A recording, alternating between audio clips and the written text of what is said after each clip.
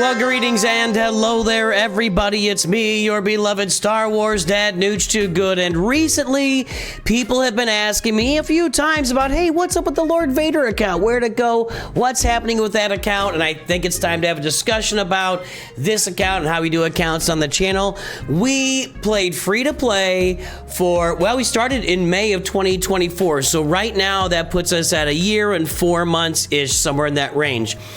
And our goal was to get to Lord Vader, and we unlocked Lord Vader, and we got his ultimate. I've had his ultimate for a couple weeks now. We unlocked Lord Vader in about a year and 3 months. And so this account, while it still has some uses, we still have some goals and ideas for this account. By the way, we have Relic 9 Lord Vader. We got his ultimate. The guy's done. The guy is done. He's got a ton of protection, a ton of speed. We are crushing it on Lord Vader. He's our boy. He's killing the account. With that said, we launched these free-to-play accounts at regular intervals and basically once a year in order to discover what's going on with the game. We test out hypotheses, we see what's happening, we go for Galactic Legends, we rush Galactic Legends, we farm some alternative assault battle teams, we just see what's going on with the game. And I think it's really important to keep reiterating. That doesn't mean saying it over and over, I mean reiterating, doing it over and over again to play these farms and do these farms, because the game keeps on changing and it's important to see what's going on with the game. So we've accomplished our primary goal with the Lord Vader account. Lord Vader is unlocked. He is Relic 9. He has his ultimate right there. Grrr, I should be doing this. He has his ultimate.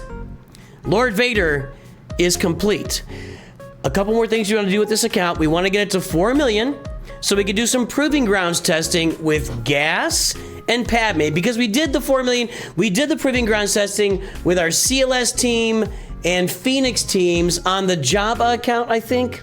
We did CLS, Phoenix, and Jabba. Was that it? I feel like there was another team we tested with, but we did some tests. Now we want to test the other side. We want to test our gas team, our Padme team, and Lord Vader in proving grounds. So we got to get to 4 million to do that, and that's a few, 2-3 months away for that.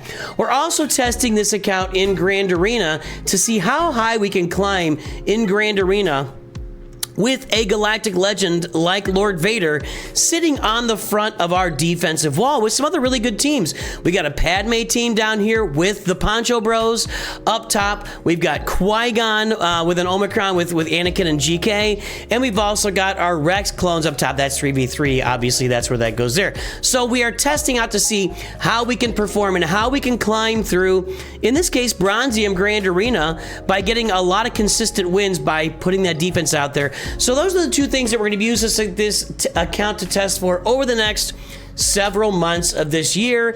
And then we'll be moving on for this account. We'll hit my Nooch 2 Gift Guild as another graveyard account. And no, I'm not giving it away because there's too many security concerns with giving accounts away. I'm just not interested. And we're not giving any. We did it once. I didn't like it. It kind of felt weird.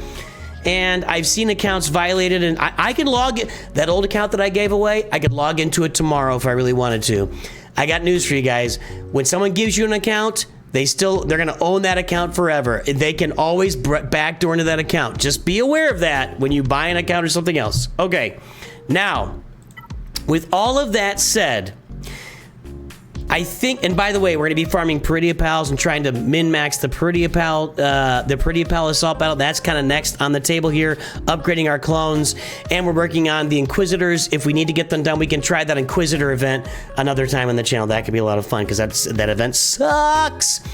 Okay, with all of that said, there are definitely some lessons learned from the Lord Vader account.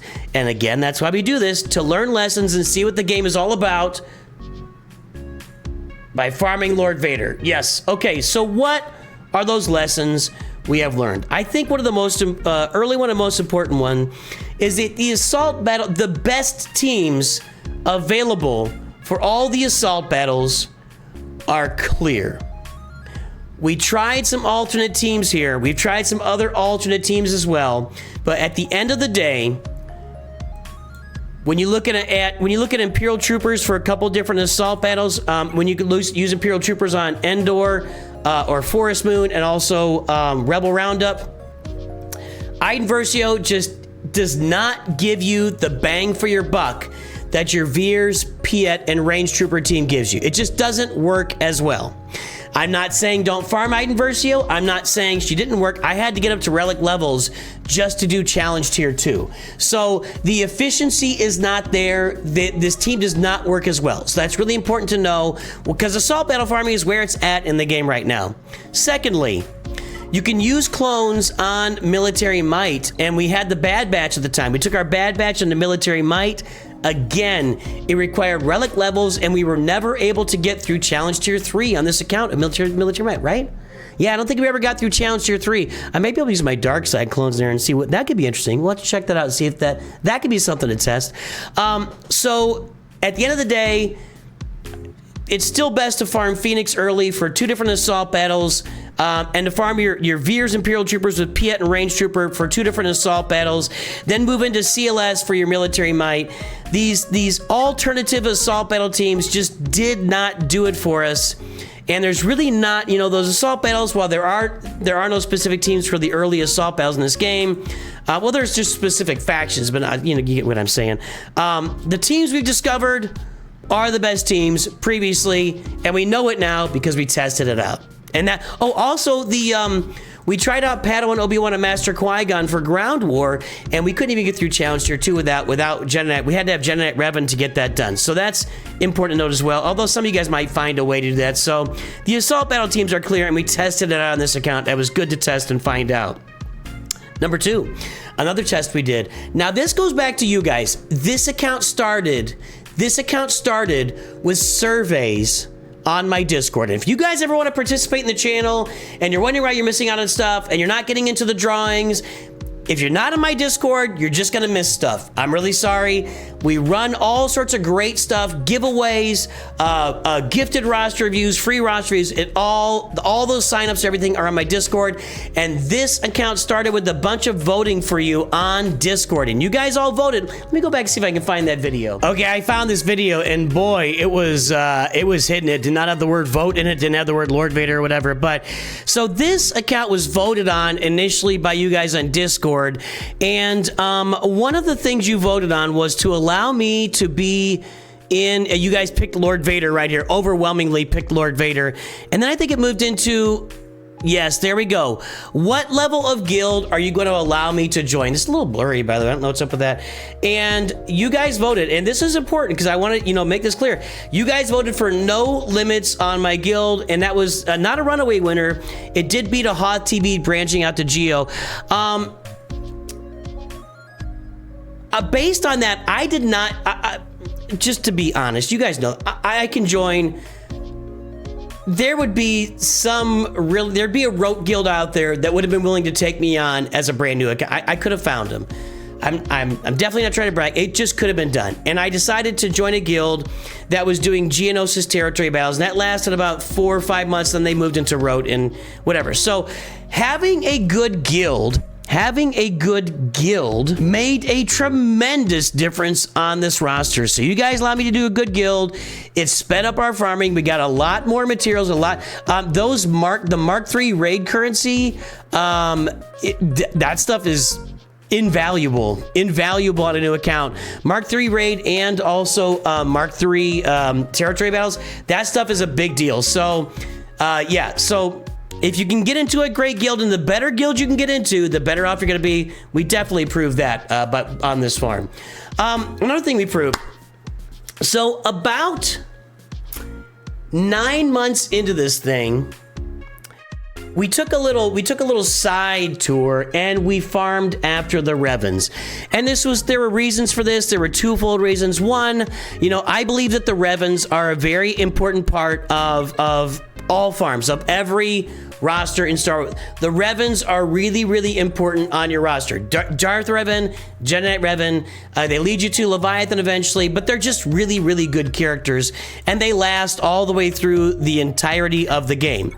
So at about the 9-month mark, we took a little side journey. Oh, and plus they lift up your assault battles, right? That'll be our next assault battle test. Is going to be Relic 3 Basilisk Shan, Relic 3 Darth Malak, Relic 3 Darth Revan, and with a lead of a Relic 3 Palpatine, Palpatine and a Relic 3 Darth Vader. We'll have to put a Merciless Massacre on him. Let me go ahead. Do I have it? No. Merciless Massacre is my next Zeta to have that on him. Just to test that out in the Places of Power Assault Battle. That aside, at the base relic levels, basically. That aside, these Revens are important. Now, what we learned is that a side farm like this can cost you 3 months on your account. It takes time to farm up all these characters. It takes time to gear them up, and then when you invest in them as a team, it just takes time off your farm. Now, is it a bad thing or a good thing? I just think it's a thing. 3 months for a side farm of the Revens is not that much time in the grand scheme of things. But when you look at if your entire goal of an account is to get to that Galactic Legend, was it worth it for me to take the 3 months for these Revens and then get another tier on my assault battles? Another tier? Yeah, they added 1 tier to my assault battles, maybe 2. I'm going to say at the end of the day, at that point on my roster, if I just jumped straight into Lord Vader farming, we probably would have had him done in a year, as opposed to 1 year and 3 months, right?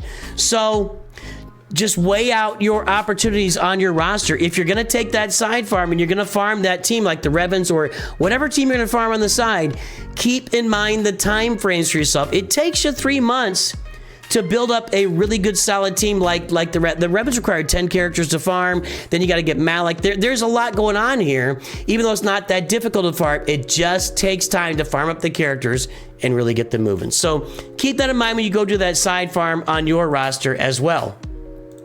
Let's talk about ships. We did not farm Executor on this account. We farmed the Negotiator. And it was interesting at the beginning. So at the beginning of this farm, and let's flip this around. So at the beginning of this farm, the Negotiator with the Marauder was 100% competitive with Executor in fleet arenas. Just absolutely. Then Punishing One came along and upset the apple cart in a very big way, just in a very, very big way. And all of a sudden, people were finding other counters for Executor, like Endurance counters Executor with the same fleet. But it left me in a conundrum. I had invested everything I had into Negotiator. I always leave these. I just leave these basics. I don't know. You don't use basics very often with your ships, and it's like, does it make that much of a difference? Maybe, but I don't upgrade basics very often. I had my Negotiator fully upgraded when that was done, and I was climbing over Executors and through the Executors and everything. Actually, I don't know if there were that many Executors in my fleet shard, but we were able to do it. Well, then it's like, here's Punishing One, and now people are finding these Endurance farms, and Endurance got reworked before this, but I hadn't invested in my Endurance at the time, so it's going to take a big old investment to do that. Now, at this point of the account, I won't be advancing any further levels, so it may be worth it for me to do some endurance testing on this account. For real, very much. And I need to think about this. But at the time, when you're looking at it and you've already invested all of your, what is this called? Prestige. When you've invested all your prestige into the Negotiator, and now you got to go invest all your prestige into Endurance, and maybe you're farming Executor on the side or another fleet on the side, it's like, do I really want to invest in 2 separate Galactic Republic capital ships with all this prestige and all of the shipbuilding materials that go into it? Or do I want to leave it where I am and just not, so you could do the Galactic Republic ship farm, and I know Sanjita did it. I know he found the endurance counter, and he's working on it. I don't know if he found it, but it's out there. It's been found and it works. How much do you want to invest in 2 different capital ships for 1 fleet? That was the question. That's what I'm trying to get to. How much did I want to invest for 2 different capital ships for the same fleet? And my answer was, I didn't. And so I never developed that endurance counter to Executor. And I know that endurance now can counter Leviathan. I don't think I've got, yeah, my Millennium Falcon is, and I'm not going to be relicking land. So that was never going to fit on my roster, that new Leviathan counter. But I probably would be well served at this point with where we are. We're going to be using this account for testing to go ahead and upgrade the endurance. Now, the other problem is I'd have to get some investment on a Mace Windu here too, with some Zetas and other stuff as well. So I need to think about that over time here over the next, by by next week. Maybe I'll go and invest in the endurance and start testing that on this account. And maybe that'll be another thing we do with this account. But at the time I was doing it, it's like I just put all into this. So did I want to invest in 2 ships? And by the way, other ships that come along, you know, you'd have your Separatist fleet as well. So if you invest in both endurance and negotiator, well then the malevolence is going to sit on the side if you invest in that. This account we did not do geos on purpose because we wanted to see what that was like, because geos are just automatic team you need to get on every roster at the beginning. Your other fleets you could be investing in would be your Empire fleet. If you got to look at my TIE Defender, this is a pretty good fleet out here with the Executrix right now that I could do some stuff with. So there are some fleet choices. If you don't go for the Executor, you got other fleet choices to make. I don't know exactly where I'm going that, but yeah, I think there's a really important decision to make if you use that Galactic Republic fleet is, I just think you should sit on endurance for a while and go get your malevolence and maybe do that negotiator may not come into play for a long time on your account if you're gonna go the Galactic Republic route with it. Just a thought there. That's why I like the Executor. Less choices means more efficiency in my life. That's and also the Executor will hold on defense, whereas those Galactic Republic fleets, they can take out the Executor, but they're just going to get stomped down. You know, there's no defense fold. And then finally, I think the biggest thing we learned from farming Lord Vader free to play on our account and doing all this testing with all the assault battles and everything else, this really is a game. Galaxy Heroes is really a game where you as a player can farm whatever the heck you want to farm. And I think that's really important to note. The game is an open farming game. There is no gacha component to it. You can go in there, you can farm Lord Vader to your heart's content. You can go get gas. You don't have to listen to anything I say. You don't have to listen to anything that I say about perfect farming guides and assault, but you can just ignore all of that and go get what you want to get. You could try to farm Ahsoka. I don't think you should. You could try to farm Leviathan. You better go buy some Malgus bundles, and then down the road, you know, there's a lot of ships and characters that unlock down the road for you and are being made more available through Lightspeed bundles, but they're being more expensive. So, boys, girls, ladies, and gentlemen, this is a tremendously designed game. You know, we've been talking to the devs a lot lately on the side as content creators. Oh, let's go get some Shard Shop currency here from Darth Maul. You know, they're constantly looking for ways to improve the game, make the game better, make your guys' lives better, help us enjoy the game, and that is a big positive for Star Wars Galaxy of Heroes. There's always good things going on with this game. And you can farm Hoth Rebel Scout if you want. If you want to farm a character and that's your favorite character, you can do it in this game, and you can dial in your farming. You're not opening crates to maybe get lucky and get the character you want. You can farm the characters that you want in Star Wars Galaxy Heroes. You can go on the journeys you want. You can do anything you want to in this game, Star Wars related, and there are so many characters and so many journeys, and they're not all in there yet, and there's more always on the way. This game is wide open for you as a player to exercise your creative muscles and do what you want. And we proved that for sure by farming Lord Vader free to play in 1 year and 3 months. And that's all I've got to say today. I hope you're all having a great day. We're gonna finish Hoth Rebel Soldier right here. And then let's go check out our Shard Shop currency, because I just sat on this stuff forever and ever, and there's no reason for me to do that. And plus, this gives me a little extra GP on my roster. Let's go check out that Shard Shop currency, boys and girls. Thank you very much. 6,000 Shard Shop currency for those characters I just upgraded. Have a great day, everybody. I'll talk to you very soon, and always remember, Nooch too good.